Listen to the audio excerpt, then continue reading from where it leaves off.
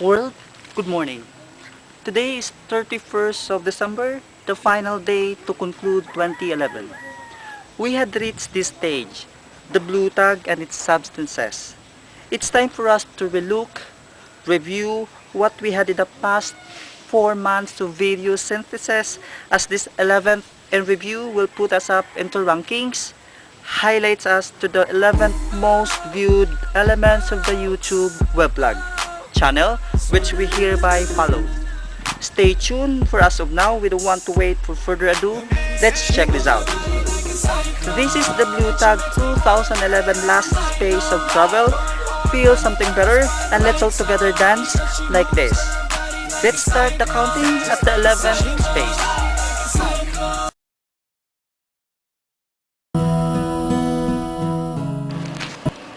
World, good morning.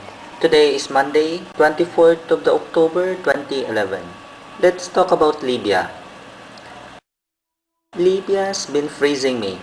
Gadhafi in particular. Gadhafi heads the news this past week, and that reports conceptualize that he is at his hometown Sirte, remains a refugee, but from then on he was captured by the aides of the NTC, the National Transitional Council, ransacked, mutilated, and was killed on a head gunshot.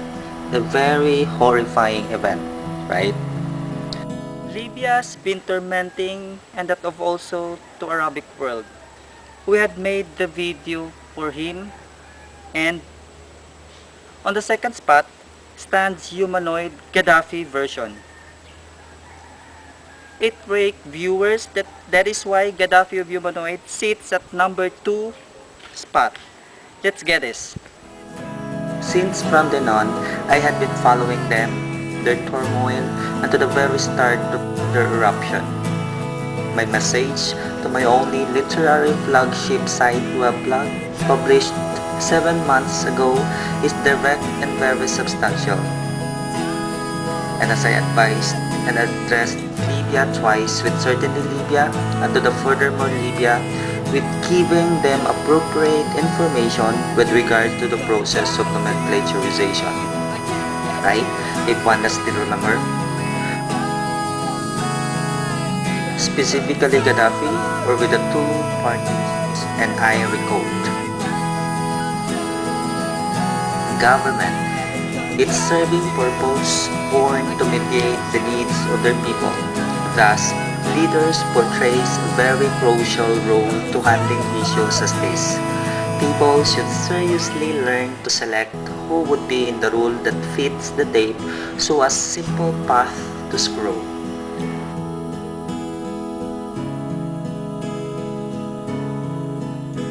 Now, since the fire is greatly consuming the issue, the government, their administrations are advised to tactfully do measure in instances as this.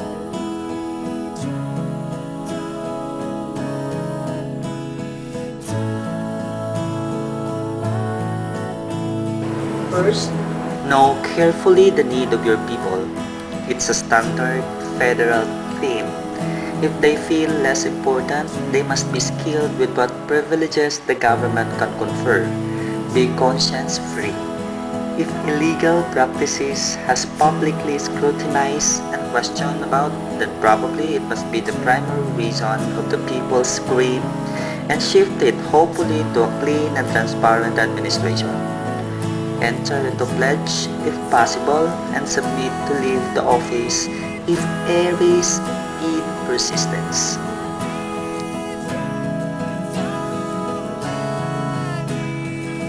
Second, Allah and fluxation. Let it be on the center, since I believe, after all, Libyans would go in one astrodome if they talk to random things. It's a good outline to narrow objects of hatred and disgust. Pray together and lay back on the articles of religious cultures and inductively instill that tyranny isn't within Islamic teachings.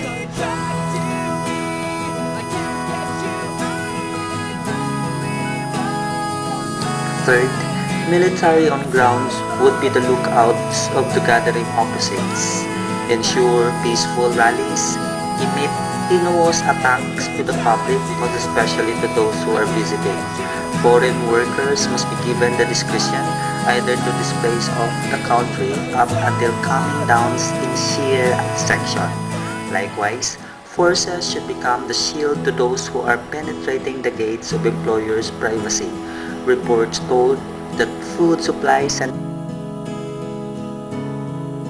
its residents was hurtingly molested, and I imposed a command to those who are delegated to do the safekeeping and that they should start to build a barricade for avoids.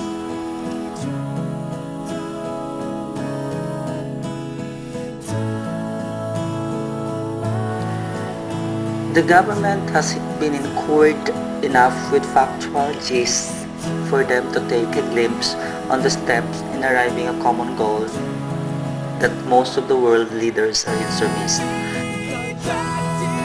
I am sure Libya's sun will rise tomorrow.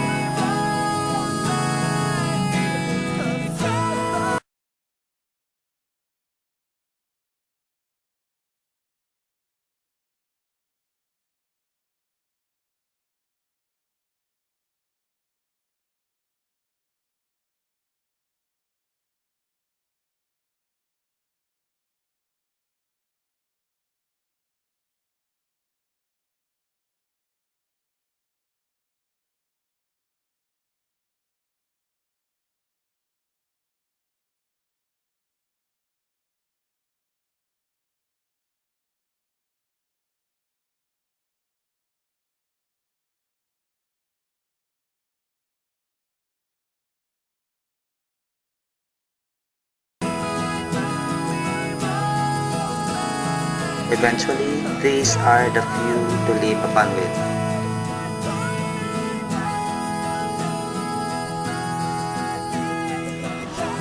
First, pressure on efforts to sound evidential to those concerned you are eager to raise and book in documents with the dimensions you wish to propel. Rotate in signatorial campaigns to foster the claim. It must attain a good percentage of secular consent. Second, allot him the specified time to make all of those to come into life. Examine the arrows of the ask inputs to whether it is on the achievement process and go into communal statement, galvanizing the roots of dispute as well.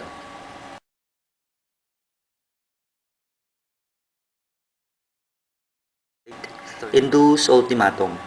If within the time frame, none is on the table of agreement tackled, he must hastily vacate the seat for those who can amply supply Libyans' vitals.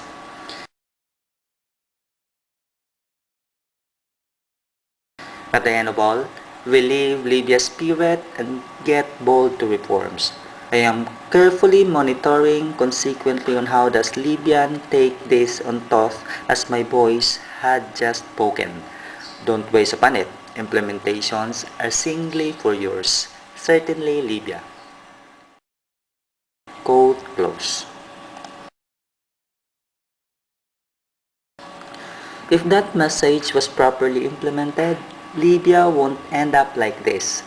Hard head, he really is. Anyways, this part of Humanoid, the people artwork of the blue tag, is warning that there is life without any political power and that Muammar Gadhafi should not at least commit to it.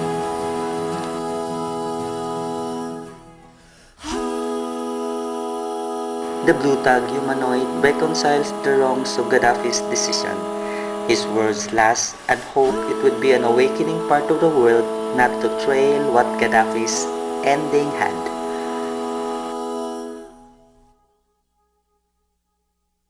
Have a good day everyone. May God bless us. Thank you.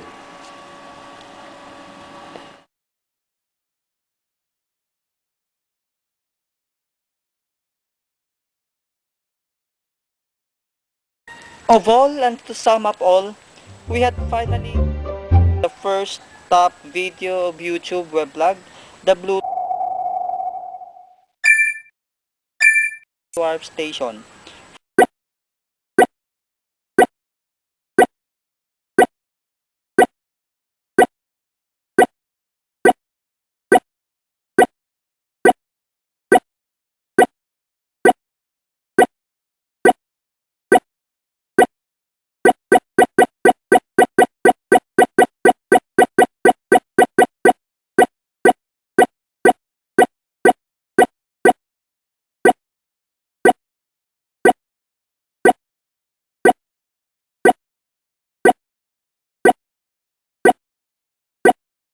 for this year 2011.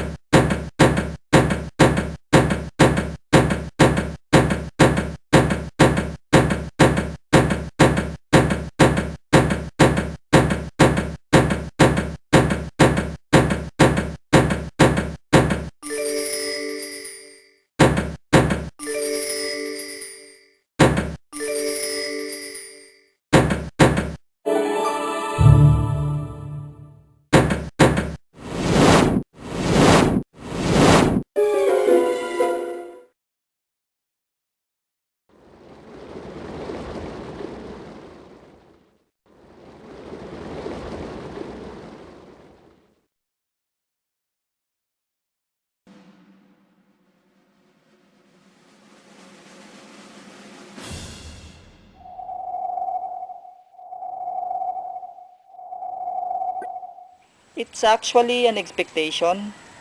Me too would like them to be at the top and it goes through. Let's cheer them up and welcome the unique and the only praise work of the Blue Tag, the Blue Tag Evolution. Let's have this on our highlight. Top the summit of the countdown, as we are now ready to reveal the tag under the Information Career TBTC, the only. The Blue Tag Evolution centers us to the very intricate works of the YouTube weblog. The Blue Tag poured lot of hard works to the video, and that it really pays, knowing the fact that it garners the most watched video of the Blue Tag as of this year. The peak never been of useless. It was a precious gift of the Blue Tag, and at least the masses accepted the artwork heartfully. Inside the video is the hard start of the Blue Tag from its word evolution. It tries to understand that the Blue Tag has the future ahead to tell.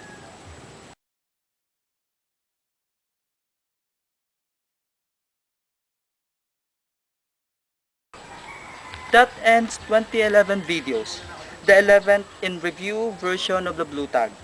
I would like to thank Richard. He helped me up with video taking, the world who patronizes my stands, and to all my adversaries.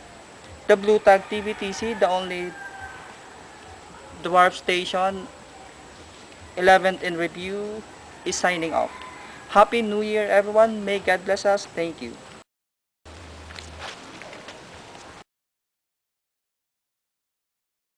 Kumita sa Eminencia Regium.